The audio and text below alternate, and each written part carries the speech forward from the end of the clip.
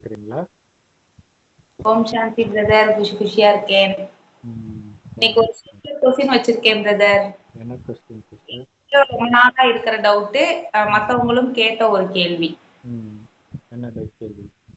அதாவது இப்ப இறந்தவங்களுக்கு திதி கொடுக்கறாங்கல்ல பிரதர், அதனால அவங்களுக்கு நிஜமாலுமே நன்மை நடக்குமா? இறந்தவங்களுக்கு போட்டோ வச்சு வழிபடுறாங்க, காலங்காலமா கூடவே இருக்கிறதா நினைக்கிறாங்க, முன்ன அவங்கள தெய்வமா நினைச்சு வழிபடுறாங்க, திதி கொடுக்கறாங்க.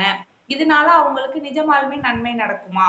இந்த திதி கொடுக்கறத தான் அவங்க சாப்பிட போறாங்களா? இல்ல அவங்க பேயா இருப்பாங்களா? இல்ல உடனே மறுபிறவி எடுத்துருவாங்களா? எது பிரதர் இதுல உண்மை? அதுக்கான விளக்கம் தெரியணும். கரெக்ட். நீங்க கேட்ட கேள்வியிலே சூரியன் கிழக்க உதிக்குது, மேற்க உதிக்குது, ரெண்டும் உண்மையா இருக்க முடியாது. ஏதோ ஒண்ணுதான் உண்மையா இருக்க முடியும். அது மாதிரி இவங்க திதி கொடுக்கறது உண்மைனா கடைசி வரைக்கும் பேயாவே அலையிறது உண்மையாயிடும். இப்ப மறுஜன்மமே இல்லைன்ற மாதிரி ஆயிடும். அப்ப அது இந்து மதமே கிடையாது இல்லையா? ஸோ இந்த ரெண்டுத்துல ஏதோ ஒண்ணுதான் உண்மையாக இருக்க முடியும். ஒண்ணு மறுஜன்மம் உண்மையா இருக்க முடியும், அல்லது அவங்க பேயா அலைஞ்சிக்கிட்டே இருப்பாங்க, இவங்க கொடுக்கறதெல்லாம் எங்க இருந்தோ சாப்பிட்றாங்க அப்படிங்கிற மாதிரி வந்துடும். ஸோ பேயா அலையவே மாட்டாங்களான்னா அலைவாங்க தான் ஒரு சிலர், எல்லாரும் கிடையாது. ஒரு சிலர் போக போக பெரும்பான்மையானவர்கள் அலையிற ஒரு நிலையும் வரும். ஸோ அதுதான் அந்த கடைசி நேரத்துல ஒரு உடம்புல 50 ஆத்மா பிரவேசமாகும் அப்படின்னு பிரம்மகுமாரிகள் மூலமாக கடவுளும் சொல்றாரு, பைபிள்லயும் இயேசுவும் சொல்லியிருக்கு. இயேசு சொல்லியிருப்பாருல்ல, இயேசு காலத்தில் அப்படி வாழ்ந்த மாதிரி காட்டியிருப்பாங்க. அதனாலதான் நம்ம சொல்றோம் அது அந்த காலத்தில் நடந்தது இல்லை, இறுதி காலத்தில் நடக்கிறத தான் அப்ப நடந்த மாதிரி எழுதி வச்சுட்டாங்க அப்படின்னு காட்டுறோம். ஸோ இப்ப இறந்தவர்களுக்கு திதி கொடுக்கறது எதுக்காக அப்படிங்கிறத பார்க்கணும். ஆக்சுவலா நமக்கு கஷ்டம் வந்துச்சுன்னா உடனே சொல்லுவாங்க மூதாதையர்கள் சாபமா இருக்கும், அதனால நீங்க திதி கொடுக்குறீங்களா இல்லையா ரெகுலரா அப்படின்னாங்க. ஓ அதுதான் காரணமா இருக்குமோ அப்படின்னு திதி கொடுக்குறாங்க. ஏன்னா நம்ம மூதாதையருடைய சாபம் அதாவது மூதாதையர்கள் வாங்கிய சாபமாக இருக்கலாம், அப்படி அவங்க புரிஞ்சுக்கிறாங்க. உன் குடும்பமே நாசமா போகணும் அப்படி ஒரு சாபம். அப்படித்தானே பெரும்பாலும் சாபம் விடுவாங்க. கிறிஸ்தவ மதத்துல பைபிள்ல பாத்தீங்கன்னா உன்னுடைய தலைமுறைக்குள்ள நான் பழி வாங்குவேன் கடவுள் சொல்ற மாதிரியே இருக்கும். அது ஒண்ணு. இன்னொன்னு மூதாதையர்களை கவனிக்காததுனால நமக்கு வர்ற சாபம். ஸோ ரெண்டு விதத்திலுமே சாபம் வருது. அவங்க தப்பு. இன்னொன்னு ஒருத்தர் சொல்லி கேள்விப்பட்டிருக்கேன் பிரதர். அதாவது இறந்துட்டாங்க அப்படின்னா அவங்க பேயா இருப்பாங்க, ஆத்மாவா இருப்பாங்க. அப்ப பிள்ளைகள் அவங்களுக்கு கரெக்டா அந்த சாப்பாடு இதெல்லாம் இத்தனை நாள்ல குடுக்குறாங்கன்னு பாப்பாங்களாம். அப்ப அவங்கள யம தர்மராஜா கேள்வி கேட்பாராம், பாரு உன்னுடைய பிள்ளைகளே உனக்கு சரியா சாப்பாடு கொடுக்கல, தண்ணி கொடுக்கல, நீ இந்த பிள்ளைகளை சரியா பாக்கல, இதுவே உனக்கு மிகப்பெரிய பாவம், இந்த மாதிரி எல்லாம் சொல்லுவாங்களாமா. அந்த ஆத்ம லோகத்துல கேள்வி கேட்பாங்களா ஆத்மாவை. அதனால பிள்ளைகள் கரெக்டா திதி கொடுத்துடணுமா. அப்ப நீங்க சொல்றதை பார்த்தா இதுக்கு தண்டனை இறந்தவங்களுக்கு தான், நமக்கு கிடையாது இல்லையா? அப்ப அது கரெக்ட் தானே. அதாவது திதி கொடுக்கிற பழக்கம் இந்து மதத்துல தான் இருக்குது, எல்லா மதத்திலும் கிடையாது. அப்ப இந்து மதத்துல இப்படி ஒரு நம்பிக்கை இருக்குது. அப்ப திதி கொடுக்கிறது அவர்களுக்கு செலுத்தக்கூடிய ஒரு நன்றி கடனாக இருக்கிறது. அப்படின்னா நன்றி கடனாக அவங்க இருக்கிற மாதிரி நீ எதுவுமே பண்ணல அப்படின்ட்டு அவங்க கிட்ட கேட்கப்படுது அப்படின்றாங்க. அது உண்மைதான், அப்படி கேட்கப்படுன்றது உண்மைதான். தாயின் கர்ப்பத்துக்கு கடவுள் சொல்றது என்னன்னா இறந்த உடனே பிறந்துடுவாங்க, அதாவது இன்னொரு தாயின் கர்ப்பத்துக்கு போய் அங்கதான் காட்சி கிடைக்கும் நீ என்னென்னலாம் பண்ண. அப்ப மேபி இங்க இருக்கிறவங்க என்ன பண்றாங்கன்றதையும் காட்டுவாங்க. உன்னை நினைக்கவே இல்லை, அவங்க உன்னை நினைத்து வருத்தப்படவே இல்லை. இன்னொன்னு என்னன்னா கொஞ்ச நேரத்துக்கு அவங்க அங்க இருப்பாங்க அப்படின்னு கூட நம்பப்படுது. அப்ப இருக்கிறாங்கன்னு அங்கேயே பேசிடுவாங்க, நான் மனுஷன்யா. இப்ப எங்க தாத்தா ஒரு ரொம்ப வயசு ஆன பிறகு ஒரு சின்ன பொண்ணை கல்யாணம் பண்ணாரு. இப்ப எல்லாரும் அதை தான் பேசுனாங்க. அப்ப அது ஒரு பெரிய சாபமா இருக்குல்ல. இது வரைக்கும் அவர் காதுபட பேசியிருக்க மாட்டாங்க, பட் இப்ப எல்லாரும் காதுபட சேர்த்து ஒரு சின்ன பையனை விட்டுட்டு இறந்துட்டார், தேவையா இவனுக்கு இப்படின்னு கேட்கறதும் ஒரு சாபமாக வரும். ஏற்கனவே சொன்ன மாதிரி ஏற்கனவே திதி கொடுக்கறது அவங்க நமக்கு ஏதாவது துக்கம் கொடுத்திருந்தா நான் உன்னை மன்னிச்சிடுறேன் அப்படின்றதுக்காகவும், நான் ஏதாவது அவங்களுக்கு துக்கம் கொடுத்திருந்தா என்ன மன்னிச்சிடு அப்படின்னு கேட்கறதுக்காகவும் கொடுக்கப்படுறது தான் திதி. ஸோ ஏன்னா அவங்க கொடுத்த சாபமும் உங்களுக்கு வேலை செய்யும், நீங்க கொடுத்த சாபமும் அவங்களுக்கு வேலை செய்யும். எங்க போய் பிறக்கிறாங்களோ அங்க வேலை செய்யும். மற்றபடி நீங்க வைக்கிற சாப்பாடெல்லாம் அது உட்காந்து சாப்பிட்டுட்டு இருக்காது. அது பேயாவே அலைஞ்சா கூட அது எப்படி சாப்பிடும் உடம்பு இல்லாம? சாப்பாடே உடம்புக்கு தானே, இல்லையா? ஒருவேளை அது வேற யாருடைய உடம்புலயாவது வந்துச்சு அப்படின்னா அது உங்க வீட்டுக்கு வரப்போகுது, இல்ல வந்தாதான் நீங்க விட்டுருவீங்களா? இல்லையா? ஸோ அதனால அதுக்கும் இதுக்கும் சம்மந்தம் கிடையாது. இப்ப இப்போ வந்துட்டு அந்த ஆத்மாவே வேற ஒருத்தருக்குள்ள அவங்க ரிலேஷனுக்குள்ளேயே பிரவேசமாயி அவங்க வீட்டுல இருந்தாலும் பேய் ஓட்டுறேங்கிறாங்கல்ல பிரதர். தொட்டதான் செய்வாங்க, வச்சுட்டு சாப்பாடை போட்டுட்டு இருப்பாங்க, தயவு செய்து போயிடுப்பா அப்படின்னு தான் சொல்லுவாங்க. சரி, இப்ப தேசமங்கேற்கரசி அவர்கள் வந்து இதே திதியை பற்றி பேசும்போது திதி கொடுக்கலன்னா என்னென்ன ஆகும் அப்படின்னு சொல்லும்போது அவங்களுக்கு குழந்தை பிறக்காது, கல்யாணம் நடக்காது, ஊனமா பிறப்பாங்க, கடன் ஆகும், அதாவது இப்ப நீங்க அனுபவிக்கிற அத்தனை கஷ்டத்துக்கும் திதி கொடுக்கறதுதான் காரணம் அப்படின்னு சொல்லிட்டு நான் பயமுறுத்துறேன்னு நினைக்காதீங்க, நான் கரெக்டா தான் சொல்றேன் அப்படின்னு வேற சொல்றாங்க. ஆனால் என்ன அப்படின்னா இந்த நீங்க அனுபவிக்கிற கஷ்டத்திற்கெல்லாம் திதி கொடுக்காதது சத்தியமா காரணம் கிடையாது. ஏன்னா இந்து மதத்தை தவிர எந்த மதத்திலும் திதி கொடுக்கிற பழக்கமே கிடையாது. நல்லதானே இருக்கிறாங்க இல்லையா? நல்ல வசதியா இருக்கிறவங்க எல்லாம் இருக்கிறாங்கல்ல. இந்துக்கள் ரெகுலரா திதி கொடுக்கறவனே கஷ்டப்படுறவன், எனக்கு தெரிஞ்சு மனநலம் பாதிக்கப்பட்டவனாவே இருப்பான். ஆனா ரெகுலரா போய் திதி கொடுத்துக்கிட்டே இருப்பான். ஸோ அதனால அவனுக்கு எந்த விதமான நன்மையும் இல்லை. ஸோ திதி கொடுக்கறதுனால எதுவும் கிடையாது. ஆனால் அந்த திதி கொடுக்கும்போது நீங்க வைக்கிற எண்ணம் இருக்குதுல்ல, ஆனா நீங்க அந்த எண்ணம் வைக்கிறீங்களா, அது முக்கியமான விஷயம். அது ஒரு கடமையா செய்யாமல், அதாவது எப்படின்னா இது செய்யாட்டினா எனக்கு கஷ்டம் வரும் அப்படின்ற ஒரு எண்ணத்தில் நீங்க பண்றதுனால எந்த பிரயோஜனமும் கிடையாது, இல்லையா? கஷ்டம் வருவதற்கு காரணம் அவங்க விட்ட சாபமாக இருக்கும். அதை மன்னிச்சிடுங்க மன்னிச்சிடுங்கன்னு நீங்க கேட்கறதுனால கொஞ்சம் மன்னிக்கப்படலாம். ஆனாலும் அவங்க அதை கேட்க போறது கிடையாது. அப்ப அதை நீங்க வந்து கடவுள் முன்னாடி சொன்னீங்கன்னா மன்னிக்கப்படும். அவங்க போட்டோ முன்னாடி போய் சொன்னா அவங்க உடம்பே மாறிடுச்சு, வேற உடம்பாயிடுச்சு, இல்லையா? நீங்க கடவுள்கிட்ட மனதார உட்கார்ந்து நான் இந்த மாதிரி தப்பெல்லாம் எங்க அப்பா அம்மாவுக்கோ தாத்தாவுக்கோ அல்லது யாருக்கோ இறந்த அண்ணா அக்கா யாருக்கோ பண்ணியிருந்தால் மன்னிச்சிடுங்க அப்படின்னு நீங்க சொன்னால் பாதியாக மன்னிக்கப்படும். அதுக்கு இறக்க வேண்டிய அவசியம் கூட கிடையாது. இறக்காம உயிரோட இருக்கிறவங்கள எத்தனை பேருக்கு நம்ம நிறைய பாவம் பண்ணிட்டு வந்திருப்போம், அவர்களுக்கு நீங்க நினைத்து பண்ணலாம்.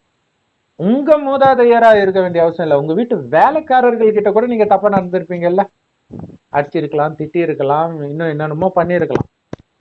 ஸோ அந்த ஆத்மா இப்போ உயிரோடவும் இருக்கலாம் அல்லது இறந்தும் போயிருக்கலாம்.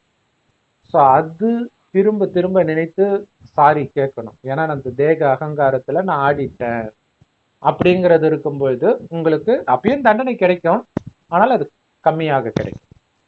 பிரதர், இப்போ கிறிஸ்டியன்ஸ்ல கூட பாவ மன்னிப்புன்னு கேக்குறாங்கல்ல. யாருக்கோ ஒருத்தர் நம்ம தப்பு பண்ணிட்டு யாரோ ஒருத்தர்கிட்ட தானே மன்னிப்பு கேக்குறோம். அந்த மன்னிப்ப இறைவன் கிட்ட கேட்கணும்னு சொல்றீங்க, கரெக்ட்டுங்களா? அவங்களும் வந்து ஃபாதர்னு நினைச்சிட்டு கேட்கல, இறைவன் கிட்ட கேட்கறதா நினைச்சிட்டு அங்க ஒருத்தர் முன்னாடி ஒரு மனிதன் முன்னாடி சொல்லும் பொழுது, ஏன்னா நிறைய பேருக்கு வந்து கடவுளை வந்து ஒரு அந்த அளவுக்கு, ஏன்னா ஒரு மனிதர் முன்னாடி போய் அழும் பொழுது அவங்க அந்த பாவனையோட தான் கண்டிப்பா போவாங்க. பட் கடவுள் கிட்டன்னும் போது அது ஒரு அவர் ஒரு உயிரோட்டமா ஒருத்தர் கேட்கிறாருன்ற உணர்வு இல்லாம நம்ம பேசுறோம். இப்போ உயிரோட்டமா ஒருத்தர் கேட்கிறாருன்னு போது உருகி கேட்பாங்க. ஸோ அதுக்காக தான் அந்த முறை. ஆனா இப்ப எல்லாருமே சக்தி இழந்து காம கோபம் பற்று பேரரசு அகங்காரத்துல விழுந்துட்டதுனால நீங்க கேட்கிற அந்த பாவம் மன்னிப்பு அவரை ட்ரிகர் பண்ணி பாவம் செய்ய வைக்கும். அது ஒண்ணு இருக்குது. ஸோ அதனால அந்த மாதிரி பாவம் செய்யாம இருக்கிறது கூட இப்படி எல்லாம் பாவம் செய்யலாமான்னு தெரிஞ்சுக்கிறாரு அவரு, இல்லைங்களா? கண்டிப்பா, கரெக்ட். அவருக்குள்ளேயே பலகீனம் இருக்கும். நிறைய ஓரின சேர்க்கையாளர்கள் பாதிரியார்கள்ல இருக்கிறாங்க, குழந்தைகளை இது பண்றதுலாம். அப்ப அந்த மாதிரி நபர்கிட்ட போய் நீங்க இந்த பாவ மன்னிப்பு கேட்டீங்கன்னா உங்களை அவங்க டார்கெட் பண்றதுக்கான வாய்ப்பு ரொம்ப அதிகமாக மாறிடும்.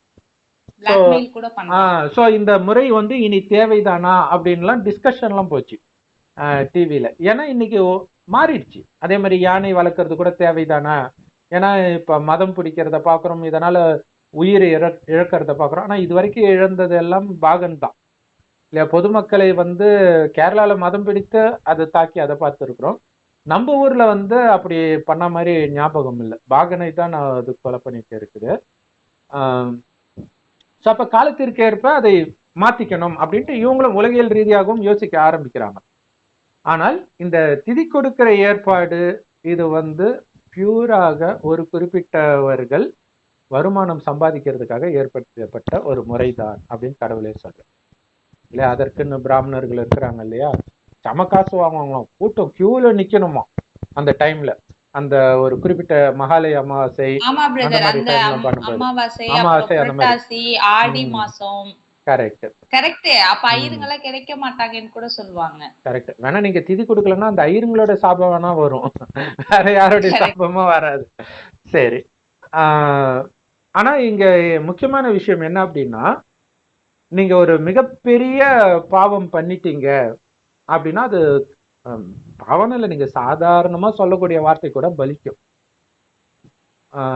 நீ நடுத்தெருல பிச்சை தாண்டா எடுக்க போறேன்னு உங்க பையனை பார்த்து நீங்க சொன்னீங்கன்னா அது நடந்தே தீரும். அதை நீங்க பாக்குறீங்களோ இல்லையோ, அந்த நேரத்துல ஒரு கோபத்துல நீங்க சொல்லியிருக்கலாம், வேலைக்கு போகாம இருக்கிறான்றதுனால ஒரு கடுப்புல சொல்லியிருக்கலாம், ஆனாலும் அது நடக்கும். அது நடக்கும்போது நம்ம ஏற்கனவே ஒரு வீடியோல சொன்ன மாதிரி நீங்க அவங்களுக்கு குழந்தையா கூட பிறந்திருக்கலாம் அந்த டைம்ல. அது அதோட கொடுத்ததோட விளைவை நீங்களும் சேர்த்துதான் அனுபவிப்பீங்க, அவங்க மட்டும் அனுபவிக்க மாட்டாங்க. இந்த மாதிரி குடும்பத்துக்குள்ளேயே பேசிக்குவாங்க, அது நடந்துரும். நடந்ததுக்கு அப்புறம் ஜாலியா வேற சொல்லிக்குவாங்க, நான் அப்பவே சொன்னேன் கேட்டியா, நடந்துருச்சு பாத்தியா அப்படிம்பாங்க. கரெக்ட். அதோட நம்ம சொன்னனாலதான் அது நடந்துச்சுன்னு ரியலைஸ் பண்ண தெரியல, பலவீனமா இருக்காங்க. கண்டிப்பா.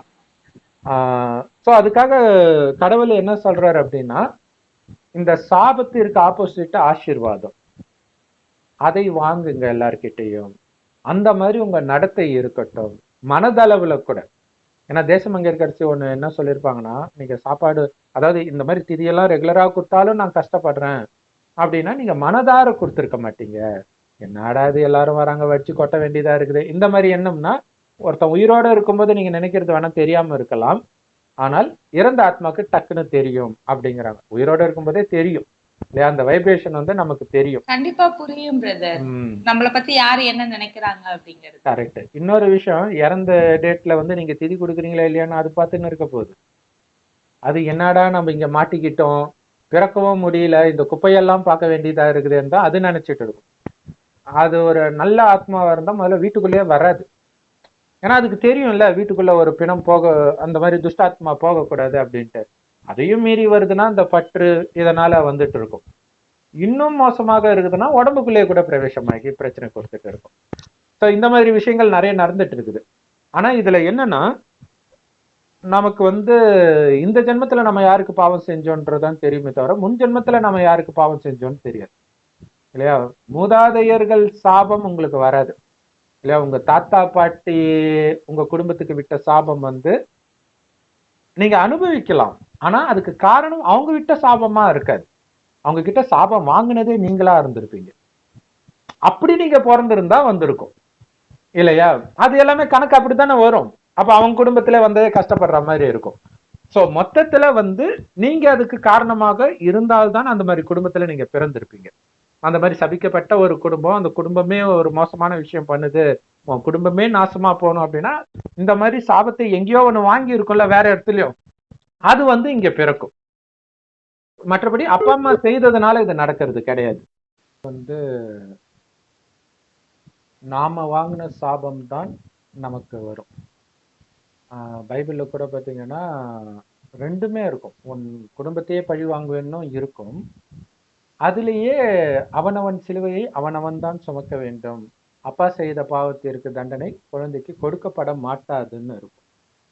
ஸோ அப்ப இது ரெண்டுமே உண்மையாகுது இல்லையா. அப்படி ஏன்னா அவன் குடும்பமே நாசமா போகணும் அப்படின்னா இவன் பண்ண வேலை ஒரு குடும்பம் அங்க நாசமா போகுது, அதனால அவன் அப்படி சாபம் விடுறான். ஸோ அப்ப அதுக்கேற்ப இவனுடைய அடுத்த தலைமுறை, ஏதோ ஒரு தலைமுறையில வந்து, தலைமுறைனா அந்த அந்த குடும்பத்துல வரணும்னு அவசியம் இல்லை, அவன் எங்க பிறகுறானோ அந்த இடத்துல அந்த மாதிரி ஆகும். ஆனா இதுல இருந்து தப்பிக்கிறதுக்கான வழி என்ன அப்படின்னா, இது குரான்ல கூட வந்தது. என்ன அப்படின்னா, கடவுள் கொடுக்கிற ஒரு விஷயத்தை, ஒரு துக்கத்தை தாங்கிக்கிறதன் மூலமாக நீ அதுல இருந்து தப்பிக்கிற. ஆனா நீ அதை விட்டு தப்பிச்சு ஓடணும்னு நினைக்கும் போது அதை அதிகப்படுத்துற, அதை எதிர்க்கும் போது இன்னும் அதிகப்படுத்துற. சோ அதுதான் இங்க முக்கியமான விஷயமாக சொல்லப்பட்டிருக்குது இல்லையா? அப்ப அதிகப்படுத்தும் போது என்ன ஆகுனா, உன்னால தப்பிக்கவே முடியாத ஒரு சூழ்நிலைக்கு தள்ளப்படுவ. உதாரணமா ஊனமான உடல்ல பிறந்துட்டா ஏன்னா அங்க தண்டனை வந்துடுதுல்ல. அப்ப நமக்கு ஒருத்தர் மூலமாக ஒரு துக்கம் வருது அப்படின்னா, நாளைக்கு நாம ஊனமா பிறப்பதிலிருந்து உங்களை காப்பாத்துறதுக்கு வந்து தெய்வம் அவரு, உங்களுக்கு துக்கம் கொடுக்கிறவரு இல்லையா? இப்ப இதையே நீங்க வாங்கிட்டீங்கன்னா அங்க அடுத்த கட்டத்துக்கு நீங்க போக தேவையில்லை இல்லையா? இப்ப ஒரு ஜெயிலே இருக்கும்போது ரொம்ப டார்ச்சர் பண்ணும்போது அவங்களுக்கு வந்து ரொம்ப சிவியரான ஒரு பனிஷ்மெண்ட் கொடுக்கக்கூடிய இடத்துக்கு மாத்துவாங்க. சோ அதுல கேட்டகரி இருக்கும். கடவுளும் அப்படிதான் பண்ற. Correct brother. இன்னொன்னு, நன்னடத்தையின் காரணமாக சீக்கிரமே ரிலீஸ் பண்றது நடக்குது இல்ல, இருக்குது இல்ல. கரெக்ட். அதேதான் இங்கேயும் நடக்குது. அப்ப சரி, ஓகே, இப்ப நம்ம பாவம் செஞ்சுட்டோம், எல்லாமே வந்து நடக்குது, நமக்கு சம்பந்தமே இல்லாம டார்ச்சர் கொடுத்துக்கிட்டே இருக்கிறாங்க கணவன் மூலமா, மேலதிக, அதாவது ஒரு சில இடங்கள்ல இருந்தாலும் நீங்க தப்பிக்கவே முடியாது. கவர்மெண்ட் வேலையில இருக்கிறாங்க. ஒரு சகோதரி பாத்தீங்கன்னா, அவங்க ஹஸ்பண்ட் இறந்து அந்த வேலை அவங்களுக்கு கிடைக்குது. அப்ப அவங்க இன்னொருத்தரோட சேர்ந்து வேலை செய்ய வேண்டிய இடத்துல அவன் வந்து தப்பா பயன்படுத்துறான். இப்ப இவங்களுக்கு வந்து இந்த வருமானத்தை நம்பிதான் இந்த குடும்பமே நடக்குது. இப்ப இதை வெளியில சொன்னா அவன் அவன் வந்து பெரிய அரசியல் பின்புலம் இதெல்லாம் கொண்டவன். அவனை ஜெயிலே போட்டா கூட எவ்வளவு நாள் இருக்க போறான்? ஒரு நாள் வருவான்ல. அப்ப எனக்கு சேஃப்டி. இப்ப இது இது எவ்வளவு பெரிய விஷயம் பாருங்க. சட்டம் வந்து 100% பாதுகாப்பு கொடுக்காதுன்றதுக்கு இது ஒரு உதாரணம். அது மாதிரி நிறைய பேர் ஜெயில விட்டு வெளில வந்து கொலை பண்ணவனும் இருக்கிறான், ஜெயில விட்டு வெளில வந்தவனே அவனை கொலை பண்ணவனும் இருக்கிறான். அப்ப இது எவ்வளவு பெரிய விஷயம் பாருங்க இல்லையா? அப்ப அந்த பகை உணர்வு மனதுக்குள்ள இருந்துகிட்டே தான் இருக்கு, அதிகமாயிட்டே எப்ப இருக்கு, வேணாலும் வெளியில வரும். அப்ப அதுக்காக தான் இந்த ராமாயணத்துல ராமர் காட்டுக்கு அனுப்ப போகும்போது அவர் கம்முன்னு போறதுடைய காரணம் அதுல நமக்கு ஒரு காரணம் மட்டும் சொல்லப்பட்டிருக்குது. இந்த ஒருத்தவங்களுடைய பொறாமையினால, தன் மகன் வரணும்ன்ற பேராசையினால அப்படின்னு சொல்லப்பட்டிருக்கு. ஆனா இன்னைக்கு அப்படி ஒருத்தனுடைய சொத்து அபகரிக்கப்படுறதுக்கு பல காரணங்கள் இருக்குது இல்ல, கூட பிறந்தவங்களுடைய பேராசை அதுதான் முக்கியமான காரணமா இருக்கும். அடுத்தது அப்பாவே வந்து இன்னொரு பெண்ணோட தொடர்புல இருப்பாங்க, அது ஒண்ணு. இன்னொன்னு வந்து அவங்களுக்கே கொடுக்க மனசு இருக்காது, ஏன்னா விட்டுட்டா என்ன நடுத்தரில் விட்டுட்டா என்ன பண்றது, இந்த மாதிரி. சரி அப்படியே வச்சுக்கிட்டா மட்டும் இருப்பாங்களா அப்படின்னா, நடிகர் லூஸ் மோகன் இப்ப இருக்காருன்னு தெரியல, அவர் ஒரு தடவை சொல்லியிருந்தார், எனக்கு நிறைய சொத்து இருக்குது ஆனா எனக்கு பாத்துக்க பசங்க இல்லை, கல்யாணம் ஆகி போயிட்டான், வெளிநாட்டுக்கு போயிட்டாங்க, எனக்கு இப்ப அவங்க பாத்துக்க வேணும்னு கேஸ் கொடுத்தார். அப்ப பாருங்களா, காசு இருந்தாலும் கேரண்டி கிடையாது, பசங்க இருந்தாலும் கேரண்டி கிடையாது. அப்ப உங்களுடைய பாவ கணக்குல இருந்து நீங்க எங்க போனாலும் தப்பிக்க முடியாது. எப்படியா இருந்தாலும் அந்த கடவுள் மேலேயே நம்பிக்கை இல்லைனாலும் ஒரு நாள் வயசாகும்னு நம்பிக்கை இருக்குல்ல. இன்னொன்னு, தர்மம் மட்டுமே தலை காக்கும். கரெக்ட்டுங்களா? தர்ம வழியில நடந்தோம்னா, தர்ம வழியில் நடந்தால், ஆமா, காசு கொடுக்கறதுன்னு அந்த அர்த்தத்துல எடுத்துக்கிறாங்க, அந்த அர்த்தம் கிடையாது. ஏன்னா நீங்க கொடுக்கற காசுனால அவன் என்ன பாவம் பண்றான்? தானம். தானம், அது தர்ம வழி. கரெக்ட், அது தான தர்மம் சேர்த்து சொல்லிடுறாங்க.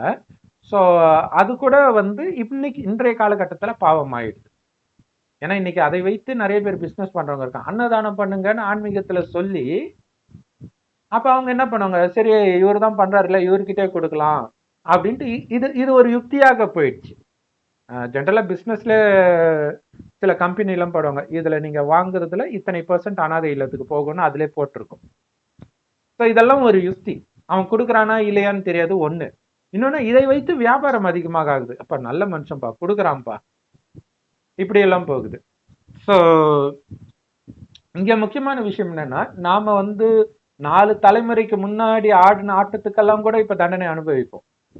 ஆனால் அதுல இருந்து தப்பிக்கிறதுக்கு ஒரு வழி இருக்குது.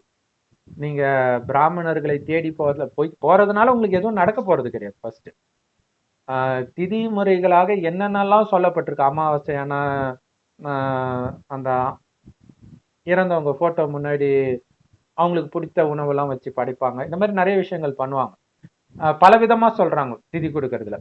ஆனால் இது எதன் மூலமாகவும் உங்களுக்கு நன்மை அமைஞ்சிட போறது கிடையாது. ஆனாலும் கடவுளுடைய கருணை பாருங்க, நீங்க எப்பயோ ஆடின ஆட்டத்துக்கான தண்டனையை கொடுப்பதற்கு இப்ப நீங்க தயாரா இருப்பீங்க. நான் யாருக்கு என்ன பண்ணணும் அதை இப்ப வாங்கறதுக்கு ஆல்ரெடி நீங்க அவங்க முன்னாடி தான் இருக்கிறீங்கன்னு புரிஞ்சுக்கோங்க. இப்ப உங்களுக்கு யாரு துக்கம் கொடுக்குறாங்களோ அவங்களுக்கு தான் நீங்க ஒரு காலத்துல பண்ணியிருப்பீங்க. அவங்க அது உங்க மேலதிகாரியா இருக்கலாம், எதுவா வேணாலும் இருக்கலாம். அப்ப நீங்க அதை தாங்கிக்கணும். எப்படி தாங்கிக்கணும் அப்படின்னா சிரிச்ச முகத்தோட தாங்கிக்கணும். அதுதான் பெரிய விஷயம். இயேசு இவங்க தெரியாம பண்றாங்க, இவங்களை மன்னிச்சிடுங்க அப்படிங்கிறார். ஸோ அது ஒரு பெரிய விஷயம்தான் அது இல்லையா? அப்ப துக்கம், நான் செஞ்ச பாவத்துக்கு அவன் துக்கம் கொடுக்கறான், ஆனாலும் அவன் தெரியாம தான் பண்றான். கரெக்ட் தானே? உண்மை தெரிஞ்சா அவன் பண்ண மாட்டான் தானே? அதுதானே உண்மை. நம்மளே பாவம் செய்யும் போது நமக்கு பாவம்னு அது தெரியாது. அதனால அவங்க மன்னிச்சிடுங்க அப்படின்னு சொல்லும்போது அவன் பாவம் மன்னிக்கப்படுதோ இல்லையோ, உங்க பாவம் மன்னிக்கப்படுது. அதை விட முக்கியமான விஷயம், உங்களுக்கும் அவனுக்குமான கணக்கு முடியுது. அதுதான் முக்கியமான விஷயம். இந்த திதி கொடுக்கறதுடைய முக்கியமான காரணம் என்னன்னா, உனக்கு எனக்கும் கணக்கு இருக்குது, முடியாத கணக்கு இருக்குது. நீ எனக்கு செய்த அளவுக்கு நான் உனக்கு திருப்பி செய்யாம இருந்திருப்பேன், அல்லது நான் செய்த அளவுக்கு நீ திருப்பி செய்யாம இருந்திருப்ப, அல்லது நான் செஞ்சதுக்கு நன்றி கடன் இல்லாமல் நீ ஏதாவது பண்ணியிருப்ப, துரோகம் பண்ணியிருப்ப. ஸோ இதெல்லாம் கணக்கு, தப்பிச்சு போக முடியாது. திரும்ப திரும்ப அது தொடரும் அடுத்தடுத்த ஜென்மத்துக்கு. இதுல இருந்து நான் உனக்கு விடுதலை அடைய வைக்கணும் அப்படின்னா அந்த கணக்கை நீங்க முடிக்கணும்ன்ற. ஸோ அப்ப அந்த கணக்கை முடிக்கிறதுக்கு அவங்க உங்க தொடர்புல இப்ப வருவாங்க. அப்படிதான் இந்த பிரபஞ்ச நாடகமே உருவாக்கப்பட்டு இருக்குது. ஸோ அப்ப அவங்க வரும்பொழுது எது வந்தாலும் சிரிச்ச முகத்தோட ஏத்துக்க தயாரா இருக்கணும். அதற்காக எதையும் இழக்கிறதுக்கும் தயாராக இருக்கணும் இல்லையா? ஸோ எனக்கு தெரிஞ்சு நிறைய இடங்கள்ல இந்த மாதிரி நடக்குது. ஒரு சகோதரர், அவருடைய மனைவிக்கு இன்னொருத்தரோட தொடர்பு. அந்த பொண்ணு சொல்ற, நான் அப்படிதான் இருப்பேன்றா, நீ ஏதாவது கேட்டனா தற்கொலை பண்ணிக்குவேன்னா. என்ன பண்ண முடியும் அவனால? இல்லையா? இதே மாதிரி இன்னொரு கம்பெனில பெஸ்ட் ஃப்ரெண்ட்ஸ் 2 பேர் இருக்கிறாங்க.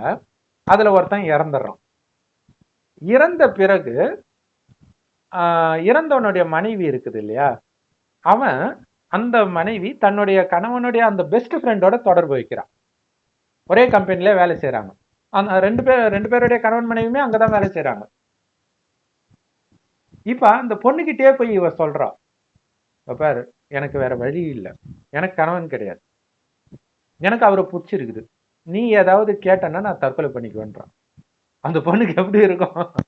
இப்ப எப்படியெல்லாம் நடக்குது உலகம்னு பாருங்க இல்ல. என்னால அவர் இல்லாம இருக்க முடியாதுப்பா, இல்லைன்னா நான் தற்கொலை பண்ணிக்குவேன்றான். அப்ப பேய் பிடிக்கிறத விட மோசமானது இது இல்ல. இறந்து பிடிக்கிறத விட உயிரோட இருக்கும்போது எப்படி ஸ்ட்ராங்கா பிடிக்குது பாருங்க. இறந்த அப்புறம் மட்டும் விட்டுருமா? இதை தெரிந்தா ஒருத்தன் அந்த மாதிரி லவ் பண்ணுவானா? அந்த மாதிரி எண்ணத்துல, ஏன்னா அந்த ஒண்ணு சொல்லுவாங்களே, ஊசி இடம் கொடுக்காம நூல் நுழையாதுன்ட்டு. ஸோ அப்ப அங்க கொஞ்சமாவது அந்த பலகீனம் இருக்கும்போது தானே அதை பயன்படுத்துறாங்க. 2 பக்கத்துலயுமே ஒருத்தர் பலகீனமா இருந்தா கூட ஒருத்தர் ஸ்ட்ராங்காவே இருக்கிறாங்க, பிடி கொடுக்கலன்னும் போது அவங்களுக்கே வெறுத்து போயிடும். ஸோ அது காமம் சார்ந்த கணக்கு வழக்கு. ஸோ அந்த மாதிரி நிறைய மனைவி இருந்திருக்கலாம், இந்த மாதிரி ஏதோ ஒன்று இருந்திருக்கலாம், அல்லது சின்ன வயசுல நீங்க இறந்து விதவையா விட்டுருக்கலாம். ஸோ அந்த கணக்கெல்லாம் இருக்குது இல்லையா? ஸோ அதெல்லாம் வரும். உங்களை தான் பிடிக்கும். உலகத்திலே நீங்க தான் பெரிய அழகி அல்லது அழகன் அப்படின்னு நினைச்சிட்டு துரத்தி வருவாங்க. ஆனா ஆல்ரெடி உங்களுக்கு கல்யாணம் ஆகி இருக்கும். நீங்களும் ஒரு சபலத்துல விழுந்திருப்பீங்க. அதுக்கப்புறம் தப்பிக்கணும்னு நினைச்சா தப்பிக்கவே முடியாது. அது மாதிரி நிறைய இப்ப பாத்தீங்கன்னா ஒருத்தர் இந்த டைம் பாஸ் லவ்னு ஒண்ணு அது ஃபேமஸா போயிடுச்சு. அது வெறும் லவ் அளவுல இருந்துச்சு இதுக்கு முன்னாடி. இப்ப இன்னும் அடுத்த கட்ட நடவடிக்கை காமத்துல விழற மாதிரி ஆயிடுச்சு. அப்ப என்ன, அது ஒரு பொண்ணு டெலிவரிக்காக ஹாஸ்பிட்டலுக்கு போறான். அந்த ஹாஸ்பிட்டல்ல ஒர்க் பண்ற ஒரு பையனோட தொடர்பு வந்துச்சு. இந்த பொண்ணு எதுக்கு போயிட்டு ஒழுங்கா வர வேண்டியதுதானே. இதுல பாருங்க எப்படி எல்லாம் இருக்குது பாருங்க இல்லையா? அதுல தொடர்பு ஏற்பட்டுச்சு. ஏற்பட்ட பிறகு ரொம்ப ஆழமா போன பிறகு அந்த ஹஸ்பண்டே டைவர்ஸ் பண்ணிடுச்சு. டைவர்ஸ் பண்ணிட்டு இவனை கல்யாணம் பண்ணிக்கலான்னு பார்த்தா இவர் வேற ஒரு பொண்ணை கல்யாணம் பண்ணிட்டார். ஆனா இவன் சொல்லாமலே போன் எல்லாம் சும்மா ஏதோ ஒரு பிரச்சனை வருதுன்ற காரணத்தை காட்டி கட் பண்றான். அந்த பொண்ணுக்கு தெரியுது. கேக்குறா, என்ன இப்ப அவனே சொல்றான், எனக்கு கல்யாணம் ஆயிடுச்சு எல்லாம் பண்ணாதன்னு. அவளுக்கு செம்ம கட்டுப்பாகுது. எவ்வளவு தைரியம் தான் கல்யாணம் பண்ணுவோம் அது இதுன்ட்டு ஒரு நாள் ஹாஸ்பிட்டலுக்கே வந்துருச்சு. வந்தோடனே இல்ல நான் சும்மா போய் சொன்னேன்ட்டான் பயந்துட்டு. அதுக்கப்புறமா போன் எடுக்கவே இல்லை. இப்ப ரீசெண்டா அந்த பெங்களூர்ல ஃப்ரிட்ஜ்ல வெட்டி வச்சாங்கல்ல பிரதர், ஒரு கேஸ். எல்லாமே அது கூட இந்த மாதிரி கேஸ் இந்த தான். மாதிரி விஷயம் தான். அப்புறம் என்ன பண்ணா இந்த பொண்ணு, அவளுக்கு பர்த்டே அப்ப வந்து வேற ஒரு நம்பர்ல இருந்து கால் பண்ணி, நம்ம நம்பர் தான் எடுக்க மாட்டேன்ட்டு வேற ஒரு நம்பர்ல இருந்து கால் பண்ணி, பாரு இன்னைக்கு பர்த்டே, நான் இனிமேல் உன்னை டார்ச்சரே பண்ண மாட்டேன், காட் ப்ராமிஸா சொல்றேன், இன்னைக்கு ஒரே ஒரு நாள் மட்டும் என் கூட டைம் ஸ்பெண்ட் பண்ணு, என் கூட லஞ்சு சாப்பிடு அப்படின்னா, சரி ஓகே அப்பாடா ஒரே நாளோட முடிஞ்சிருது அப்படின்ட்டு இவனும் ஓகே சொல்லிடுறான். பொண்ணு அழகா செம்ம டேஸ்டா சமைச்சு அதுல தூக்க மாத்திரையெல்லாம் போட்டு அழகா சமைச்சு எடுத்துட்டு வருது. இவரு சாப்பிட்டு மயங்கி விழுறாரு. அப்படியே வச்சிருந்த கத்தி எடுத்து சர மாதிரியே ஒரு 64 இடத்துல குத்துன்னு குத்திட்டு போன் பண்ணி போலீஸ்க்கே போன் பண்ணி, நான் இந்த மாதிரி குத்திட்டான் வந்து அரெஸ்ட் பண்ணுங்கன்னு சொல்லிட்டு போறேன். அவ்வளவுதான் பிரதர். எனக்கு கிடைக்காதவங்க யாருக்கும் கிடைக்க வேணாம், முடிஞ்சு நானும் ஜெயிலுக்கு போறேன், இல்ல இறந்தாலும் பிரச்சனை இல்லை. அதுக்கப்புறமும் மனம் நிம்மதியாகாது, அதான பிரச்சனை. மனம் நிம்மதியாகாது இல்ல, மனசு நிம்மதி ஆயிடுமா அங்க போன உடனே. அப்ப நம்ம விழுந்ததை நினைச்சு ஒரு மென்டலா ஆவாங்க இல்ல. ஒரு கொலை பண்ற அளவுக்கு இது மாத்தோன்னு அந்த பொண்ணுக்கு அந்த நேரம் தெரிஞ்சிருக்காது இல்ல. இல்ல மேபி அவங்க ஹஸ்பண்ட் வந்து ஒரு சைக்கோவா இருந்திருக்கலாம், அன்புக்கு எங்க இருக்கலாம், 1000 காரணம் சொல்லலாம். ஆனால் அவன் மூலமா அனுபவிச்ச வலியை விட இவன் மூலம் அனுபவிச்ச வலி தானே அதிகம். அதுதான் அங்க விஷயம். அந்த துக்கத்துக்காக நீங்க ஒரு தப்பான வழியை தேர்ந்தெடுத்து அது நல்லது மாதிரி தெரியும், ஆனா பின்னாடி உங்களுக்கு ஆப்பு வைக்கும். அதையும் மீறி அவன் நல்லவனாவே இருக்கிறான்னு கூட வச்சுக்கோங்களேன், பிறக்கிற குழந்தை மூலமாக உங்களுக்கு ஆப்பு வரும். ஊனமாக பிறக்கலாம், அல்லது அந்த குழந்தை குடிகாரனா மாறலாம், இன்னும் நிறைய வாய்ப்பு இருந்துகிட்டே இருக்குது. கதவு திறந்து போய்கிட்டே இருக்கும். ஏன் அதை திறக்கிறீங்கன்ற. ஆக மொத்தத்துல செய்த பாவத்துக்கு தண்டனை கிடைத்தே தீரும். கண்டிப்பா. சோ அதனால இப்ப உங்களுக்கு என்ன பிரச்சனை வருதோ அதுதான் நீங்க செய்த பாவத்திற்கான குறைந்தபட்ச தண்டனைன்னு புரிஞ்சுக்கோங்க. அதை மீறி நீங்க எதிர்த்து ஒரு ஸ்டெப் எடுத்து வைத்தால் கூட கிடைக்க போற தண்டனை பயங்கரமா இருக்கும். ஒரு வக்கீல் வந்து சென்னையில லாயரா இருக்கிறவரே, அவர் லாயரா இருக்கிறாரு, அவருக்கு ஏதோ சொத்து பிரச்சனை வந்திருக்குது போல இருக்குது, கேஸ் போட்டிருக்கிறார். பப்ளிக்ல அந்த கோர்ட் வாசல்ல வெட்டுறாங்க அவர். இப்ப இதுல இருந்து எந்த சட்டம் அவரை காப்பாத்தும்? இத்தனைக்கும் வக்கீல் அந்த தைரியத்துலதான் போட்டாரு. வந்து வக்கீல தேடி போறாங்க ப்ராப்ளம் அப்படின்னா. இப்ப வக்கீலுக்கே ப்ராப்ளம் பொழுது கரெக்ட். ஏன்னா இது வந்து உங்களுடைய பாவம் எந்த அளவுக்கு இருக்குதுன்னு தெரியாது. அதற்கேற்ற மாதிரி அங்க ட்ரிகர் நடக்கும். சோ அதுக்காக தான் இழப்பதற்கு தயாராக இருங்கள். ஏன்னா இத கடவுள் எப்ப சொல்றாரு பாருங்க, கலியுகம் அழியிற நேரத்தில் வந்து சொல்றாரு. இது 5000 வருட காலச்சக்கரம். இதில் முதல் பாதி சொர்க்கமா இருக்கும், அடுத்த பாதி நரகமா இருக்கும். நரகத்தின் கடைசியின் ஒரு வருடம் தான் சிவபெருமான் ஒரு வயோதிகர் உடல்ல வந்து இந்த ரகசியத்தை சொல்றாரு. என்ன சொல்றாரு, சொர்க்கத்தில் தேவதையா இருக்கும்போது ஆத்மான்ற உணர்வுல மட்டும்தான் இருப்பீங்க, உடல்ன்ற உணர்வே இருக்காது. எனிதுன்னு எதையும் புடிச்சு வச்சுக்கிற உணர்வே இருக்காது. கணவன் மனைவி குழந்தை எல்லாம் இருப்பாங்க, பட் அந்த பற்று இருக்காது. கடமையெல்லாம் செய்வாங்க, பற்று இருக்காது. தங்க செங்கற்களால் கட்டப்பட்ட மாட மாளிகையில இருப்பாங்க. அந்த அளவுக்கு வசதியாக இருந்தாலும் நம்மை விட வசதியானவர்களும் இருப்பாங்க. அவர்களை பார்த்து பொறாமை, பேராசை எதுவுமே வராது. அந்த வேலைக்காரர்களுக்கு கூட எஜமானன் வீட்டுல இருக்கிற நகையெல்லாம் அனாமத்தா வெளியிலே தான் இருக்கும், எடுக்கணுன்ற எண்ணமே இருக்காது. ஸோ அப்படி இருந்ததுக்கு காரணம் ஆத்மாவிலேயே கவனம் இருக்கு. அதாவது உயிர் அது குடும்பத்தில் நட்சத்திரமா ஜொலிக்கணும் தான் இங்க புத்திக்க பழக்கிறது. ஸோ அந்த ஆத்மானு தன்னை உணர்ந்து ஒவ்வொருத்தரையும் ஆத்மான்னு தான் பார்ப்பாங்களே தவிர அந்த உடலின் பக்கமே அவங்களுடைய கவனம் போகாது. ஸோ அதனால என்ன ஆகுனா சதா ஆனந்தமா இருப்பாங்க. ஏன்னா ஆத்மாவுடைய உண்மையான குணமே ஆனந்தம் தான். அந்த ஆனந்தத்தில் மூழ்கி இருக்கிறதுனால அவங்களுக்கு இந்த மாதிரி வீணான எண்ணங்களே வராது. உங்களுடைய செல்வத்தை எண்ண முடியாதுன்றார். அவ்வளோ பணக்காரரா இருக்கும் எல்லாருமே. ஏழைகள்னு அங்க சொல்லப்படுறவங்க கூட இங்க இருக்கக்கூடிய நம்பர் 1 பணக்காரனை விட பெரியவனாதான் இருக்கும். அந்த மாதிரி உலகம் இப்ப நீ வரப்போகுது, இதை விட்டுட்டு வான்ற. இல்ல எனக்கு இதுதான் வேணும்னு பிடிச்சி இழுத்துட்டு இருந்தா, பிஞ்சு போன செருப்பு உனக்கு சூப்பரான ஷூ வாங்கி தரேன்டா, பிராண்ட் ஷூன்றா, பிஞ்சு போன செருப்புக்காக சண்டை போட்டு இருந்தா எப்படி? அந்த மாதிரி தான் நீங்க பண்ணிட்டு இருக்கிறீங்கன்னு. ஸோ அதுதான் ராமர் வந்து விட்டுட்டு போனதுக்கு காரணம் தானா அவரை தேடி ராஜ்யம் வரும்ன்றதுக்காக. அது வரும், தானா வரும். உங்களை விட்டு போச்சுன்னா அது என்னது இல்லைன்னு முடிவு பண்ணிடுங்க. புண்ணிய கணக்கு முடிஞ்சிடுச்சு, பாவ கணக்கு ஸ்டார்ட் ஆகுது. ஆனாலும் கடவுள் குறைந்தபட்ச தண்டனை தான் கொடுக்குறாரு. குறைந்தபட்ச தண்டனையே சொத்து போகுதுன்னா அதிகபட்ச தண்டனை எப்படி இருக்கும்னு புரிஞ்சுக்கோங்க. அடுத்த ஸ்டெப் வைக்கிறது என்ன பண்ணோன்னு தெரியாது. ஏன்னா உங்ககிட்ட இருந்து அபகரிக்கணும்னு நினைக்கிறவனும் பாவம் தான் செஞ்சிருக்கிறான், செஞ்சும் இருப்பான். ஒண்ணு நீங்க போகணும், இல்ல அவன் போகணும். போலீஸ் என்கவுண்டர் மாதிரி இல்லையா? இப்படி ஆயிடும். 2 ரவுடி அடிக்க விடுவாங்கன்னு சொல்லுவாங்க இல்லையா? அந்த மாதிரி யாரோ ஒருத்தர் போகணும். யாரு இறந்தாலும் இன்னொருத்தர் ஜெயிலுக்கு தான் போகணும். மொத்தத்துல அதை நீங்க அனுபவிக்க போறது கிடையாது. அதை விட்டுட்டு நீங்க நிம்மதியா கடவுள் கை கால் ஆரோக்கியமா கொடுத்துருக்கிறாருல்ல, அது வரைக்கும் சந்தோஷம். உங்களுக்கு சம்பாதிக்கக்கூடிய திறமை இருக்கும், ஏதோ ஒண்ணு இருக்கும். அதை வச்சுட்டு அதை ஏத்துக்கிட்டு அமைதியா போக கத்துக்கிட்டீங்கன்னா தப்பிச்சிடுவீங்க. இனிமே வாழ்ற நாட்கள் நல்லபடியா வாழலாம். பெரிய பாவத்துல இருந்து நீங்க தப்பிச்சிருக்கிறீங்க. நீங்க கொடுத்தது எதுக்கு சமம்னா அந்த எள்ளு தண்ணிக்கு சமம். எள்ளு தண்ணி என்ன, உங்களுக்கு இது பெரிய சொத்து மாதிரி இருக்கும். ஆனா நீங்க அவங்கிட்ட அபகரிச்சதை கடவுள் கடைசியில காட்சி காட்டுவார். இவ்வளவு பெரிய பாவமா நான் பண்ணி இருக்கிறேன் அப்படின்னு தோணும் நமக்கு. சோ அதனாலதான் அது நடந்திருக்கும். அதுதான் அந்த எள்ளு தண்ணி இறைச்சி விடுறதுன்னா இது ஒண்ணுத்துக்கும் உதவாதது. இந்த மாதிரி உன்கிட்ட இருக்கிறத இறைச்சி விட நீ தயாரா இரு. தானே வருவாங்க, நம்ம பாவத்துக்கான தண்டனையை கொடுப்பதற்கு வருவாங்க. வெயிட் பண்ணிட்டு இருங்க.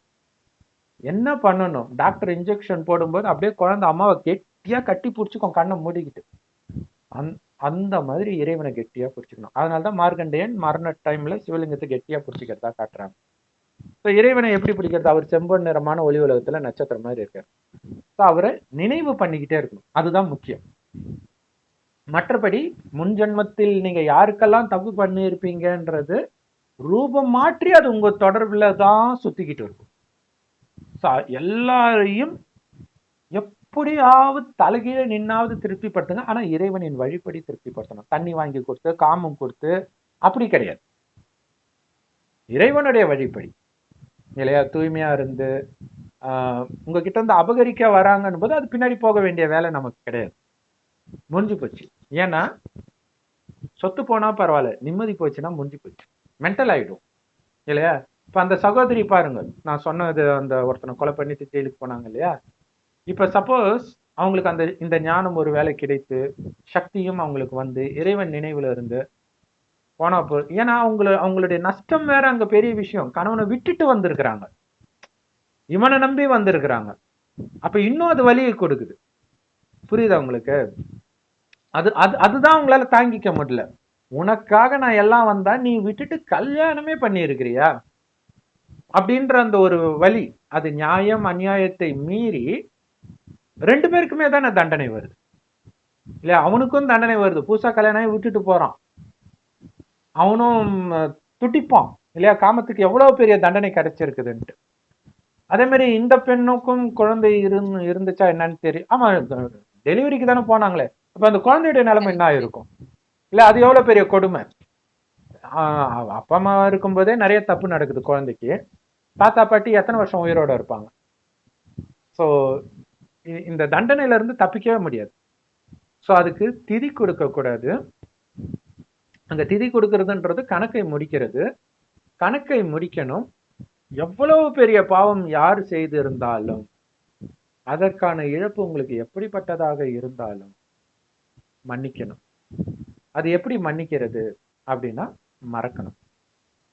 ஒவ்வொருத்தருடைய நடிப்பு என்ன ஆத்மால பதிவாயிருக்குதோ அதைத்தான் நடிக்கிறாங்க அப்படின்னு கடவுள் சொல்றார். ஸோ அவங்க நடிப்பு இந்த நேரத்துல அதுதான் நடிப்பாங்க அப்படின்னு சொல்றாரு. ஸோ அதை பண்ணணும். ஸோ இப்போ நீங்க கஷ்டத்தை அனுபவிக்கல, கணக்கு முடிக்கணும். அது ரொம்ப முக்கியமான விஷயம். ஏன் கணக்கு முடிக்கணும்னா எல்லாரும் அவங்கள விடுதலை அடைய வைக்கணும்ன்றதுக்காக தான் அது பண்றது. நானும் கஷ்டப்படக்கூடாது, நீங்களும் கஷ்டப்படக்கூடாது. கணக்கு முடிக்கணும். திதி கொடுத்தா அதுதான் திதி கொடுக்கறதுடைய கான்செப்ட். ஆனா அப்படி கணக்கை முடிக்க முடியாது. ஆல்ரெடி அது உங்க கூட தான் பிறந்திருப்பாங்க, உங்க தொடர்புல வருவாங்க, எப்பயாவது வருவாங்க. ஆனால் கணக்கு முடிக்கிறது எப்படி அப்படின்னா, நம்ம வந்து இறந்தவர்களுக்கு திதி கொடுக்குறோம். நாம இறந்து அடுத்த ஜென்மம் எடுத்திருக்கிறோம். இதுக்கு முன்னாடி செய்த பாவத்திற்காக சேர்த்தும் நம்ம கொடுக்குறோம், பாவ மன்னிப்பு கேட்கிறோம், எல்லாமே பண்றோம். இப்ப திதி கொடுக்கறதுக்கான ஒரு சூப்பரான வழியை கடவுள் சொல்லி கொடுக்கிறார். இது வந்து 100% கரெக்டா நடக்கும். அது என்ன அப்படின்னா,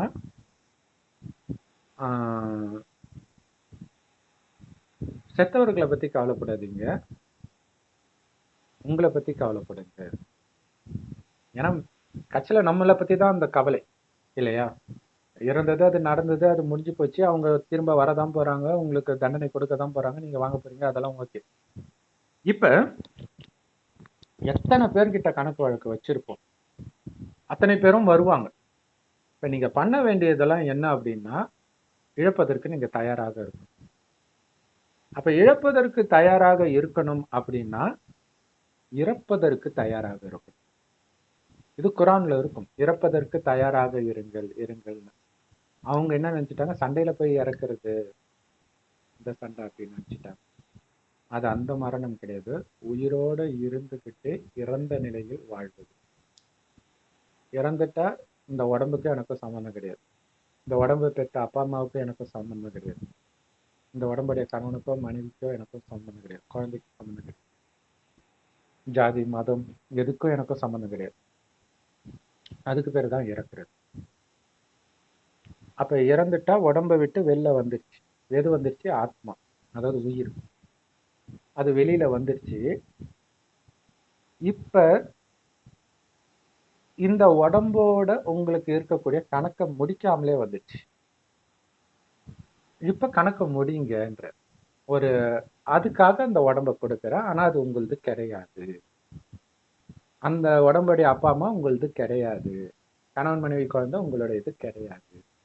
வெறும் கணக்கை முடிக்க மட்டும்தான் உங்களை நான் திருப்பி அனுப்புறேன்ற இருக்கேன்.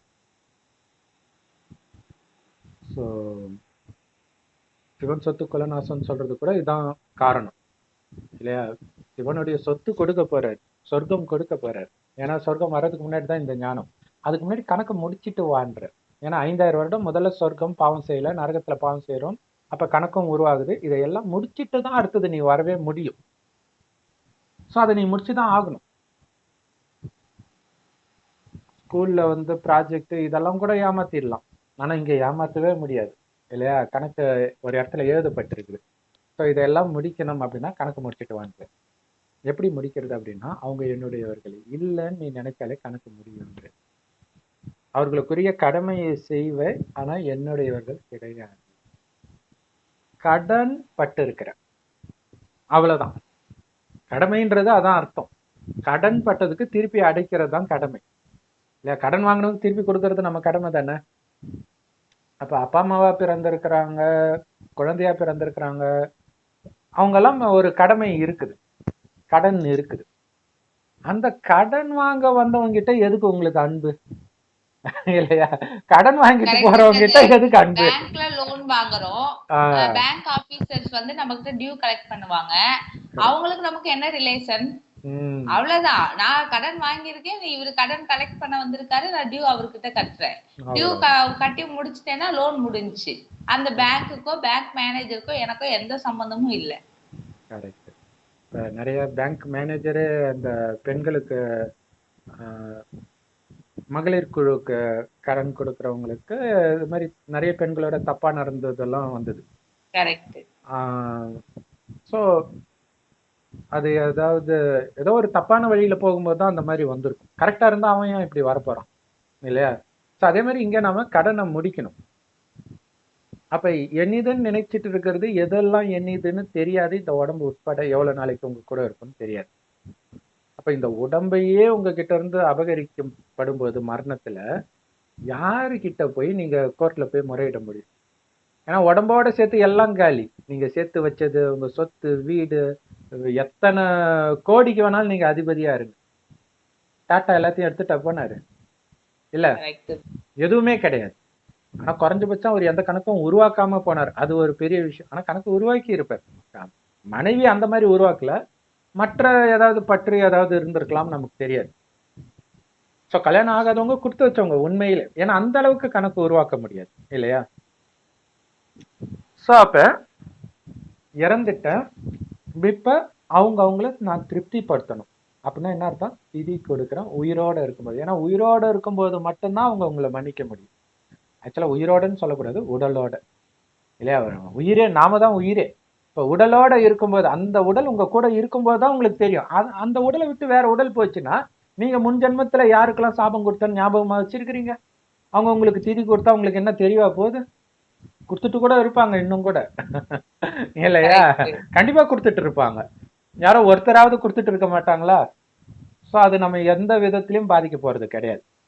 ஆனா இப்ப உங்க கூட வந்திருக்கிறாங்க பாங்க, அவர்களுக்கு நீங்க அவங்க கிட்ட ஆசீர்வாதம் வாங்க மாதிரி நடந்துகிட்டா போதும்.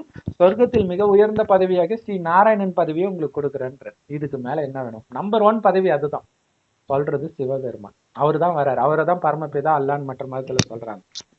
ஸோ அப்ப உயிரோட இருக்கும்பொழுது மட்டும்தான் நீங்க அவங்களுக்கு திதி கொடுக்க முடியும்.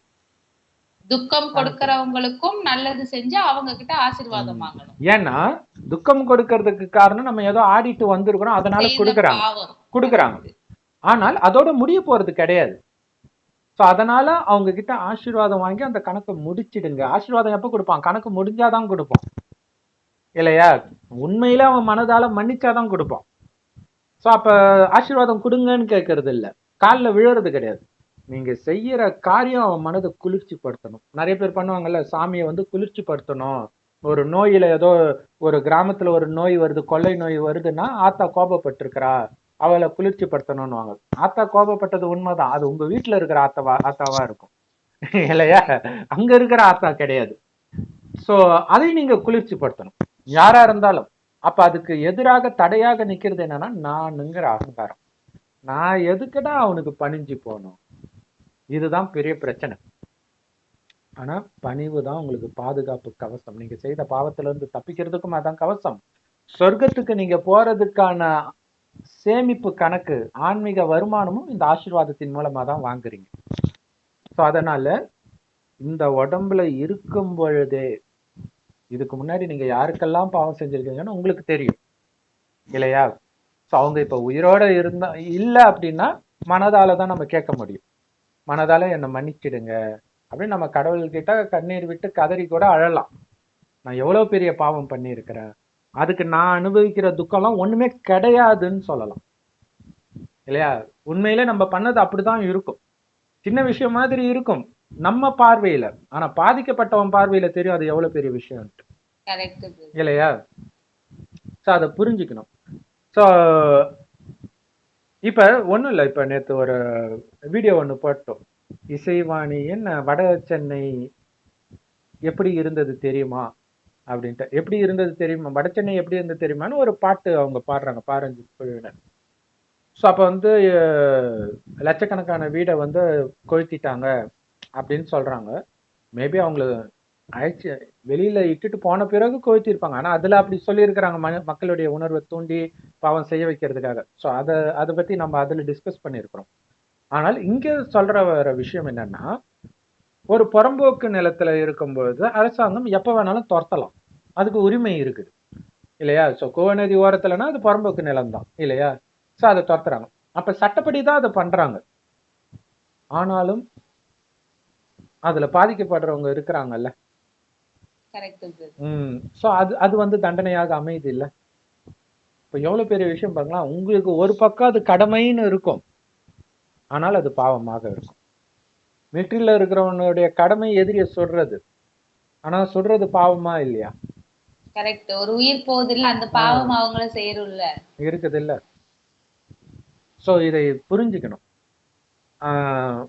சோ இந்த மாதிரி நம்ம நிறைய பண்ணியிருப்போம். அந்த வலி வந்து நமக்கு தெரியாது நாம அனுபவிக்கிற வரைக்கும். அந்த வலியை அனுபவிக்கிறதை நோக்கி உங்களுடைய வாழ்க்கை போயிட்டு இருக்கும். ஆனா அதுக்கு முன்னாடியே உங்களை நல்லா தாழ்த்திக்கிட்டீங்க, நான் ஒண்ணுமே கிடையாது, நான் பெரிய பாவி அப்படின்னு உண்மையிலே உணர்ந்தது உங்க பார்வையிலும் வார்த்தையிலும் நடத்தையிலும் தெரிந்தால் அதுக்கு அடுத்த கட்ட கீழ்த்தரமான தண்டனையில இருந்து தப்பிச்சிடுவீங்க. இல்லாட்டினா நிறைய யுத்தங்கள் நடக்கிற இடங்கள், பாலியல் குற்றங்கள் நடக்கிற இடங்கள் அங்க போய் சிக்கிக்கும். ஸோ அதனால அந்த பணிவு தான் நம்மை பாதுகாக்கும். அந்த பணிவு இறைவன் கிட்ட முழு சரணடைகிறது. அந்த சரணடைகிறதோட பணிவும் இருக்கணும். ஏன்னா நிறைய பேர் சரணடைஞ்சும் அகங்காரம் விட மாட்டாங்க. அது ரொம்ப இருக்குது. ஸோ அது இல்லாமல் நான் ஒரு வேலைக்காரன், கடவுள் சொல்றாரு நான் உங்களுக்கு வேலைக்காரன்றாரு. கடவுளே வேலைக்காரன்றாருன்னா நமக்கு எதுக்கு அகங்காரம் கரெக்ட். இல்லையா? நாம கடவுளுக்கு வேலைக்காரன். கடவுள் சொல்றாரு நீ மத்தவனுக்கு வேலைக்காரன் இல்லையா? நான் என்ன வேலைக்காரனோ, என்ன ஏன் இப்படி ட்ரீட் பண்றாங்க? ஆமா வேலைக்காரன் தான்றாரு கடவுள் இல்லையா? கணவனுக்கு மனைவி வேலைக்காரி தான், மனைவிக்கு கணவன் வேலைக்காரன் தான், குழந்தைக்கு அப்பா அம்மா வேலைக்காரங்க தான், ஒரு குறிப்பிட்ட வயசுக்கு அப்புறம் அப்பா அம்மாவுக்கு குழந்தை வேலைக்காரங்க தான். Correct brother. அப்படிதான் இருக்கணும். ஆனா அகங்காரத்துல ஆடுனீங்கன்னா அங்கதான் மாட்டிக்கிறோம். தாய் தகப்பனை பார்த்துக்காதவர்கள் கொல்லக்கடவன் பைபிள்ல இருக்குது. அதோ கொலை செய்யற அளவுக்கு பெரிய குற்றம் அப்படின்னா எத்தனை ஜென்மமா நம்ம அப்படி பண்ணியிருப்போம் இல்லையா? ஸோ இதெல்லாம் யோசிச்சு பார்க்கணும் இல்லையா? அப்பா அம்மாவை துரத்துறது, குழந்தைய துரத்துறதும் இருக்குது, அதுவும் ஒரு கணக்கு இருக்குது இல்லையா? ஸோ இந்த விஷயங்கள் இந்த மாதிரிலாம் நம்ம எவ்வளவு பாவம் செஞ்சிருக்கிறோம். ஸோ அதுல இருந்தெல்லாம் தப்பிக்கணும்னா குணத்தளவுல நீங்க மாறுங்க. எப்படிப்பட்ட தண்டனை வந்தாலும் நான் இனி தர்மத்தை மீறி நடக்க மாட்டேன், அந்த தர்மத்தின்படி நடக்கிறதுனால எனக்கு எவ்வளவு தண்டனை வந்தாலும் தாங்கிக்க நான் தயார் அப்படின்னு இருக்கணும். ஸோ இதுதான் திதி கொடுக்கிறது உண்மையிலே. ஸோ அப்ப மற்றவர்களுக்கு நல்லது செய்யணும். அந்த நல்லது செய்யறதுல இன்னொருத்தர் பாதிக்கப்படாமலும் இருக்கணும், அதையும் நாம கவனிக்கணும் இல்லையா? அது ஒண்ணு இருக்குது. நல்லது செய்யற பேர் வழின்னு ஸ்ட்ரிக்ட் ஆபீசர்ஸ் பண்ற பாவம் தான் அதிகமான பாவமா இருக்கும் இல்லையா? நான் வந்து பசங்களை அப்படியே பயங்கரமா வச்சிருக்கிறேன்னு வாத்தியார் வந்து குழந்தைய நடுங்கும். அந்த குழந்தைங்களும் பின்னாடி அனுபவிக்கிற நோய்க்கு அது காரணமா இருக்கும். எல்லா பாவமும் அவன் தலையில தான் வந்து விடியும். ஸ்ட்ரிக்டா நடந்துக்கோங்கன்னு அவனாவது சொல்லி இருப்பான். அந்த காலத்தெல்லாம் பேரண்ட்ஸே சொல்லுவாங்க, என்னமோ சொல்லுவாங்க, ஏதோ முட்டிக்கு கீழே எவ்வளவு வேணாலும் அடிங்கணும், ஏதோ ஒண்ணு அப்பா அம்மாவே சொல்லுவாங்க வாத்தியார் கிட்ட. Correct brother. ஸோ அப்படிலாம் பண்ணியிருந்தா இப்ப நம்ம அனுபவிச்சுட்டு இருக்கோம். அதனால உயிரோட இருக்கும் பொழுதே இந்த மாதிரி பாவம் நான் செய்யக்கூடாது. செய்த பாவத்திற்கான எதுக்குமே எந்த உயிருக்குமே இல்லையா, மாமிசம் சாப்பிட்றதுல இந்த மதம் சொல்லுது நாங்க அதனால பண்றோம்னா அப்ப அனுபவிக்க வேண்டியதுதான். மதம் காப்பாத்தாது. கடவுள் ஒருத்தர் தான், அவர் ஒரே தடவை தான் வர, அவர் வழி கொடுக்குற, யாருக்கும் எந்த ஜீவராசிக்கும் துக்கம் கொடுக்காது. இறைவனின் நினைவுல இரு, வெளியில கூட சாப்பிடாதன்ற. ஏன்னா எல்லா இடத்துலயும் கெட்ட வைப்ரேஷன் இருக்கு, அந்த வைப்ரேஷன் உனக்கு அந்த குணத்தை உருவாக்கிடும்.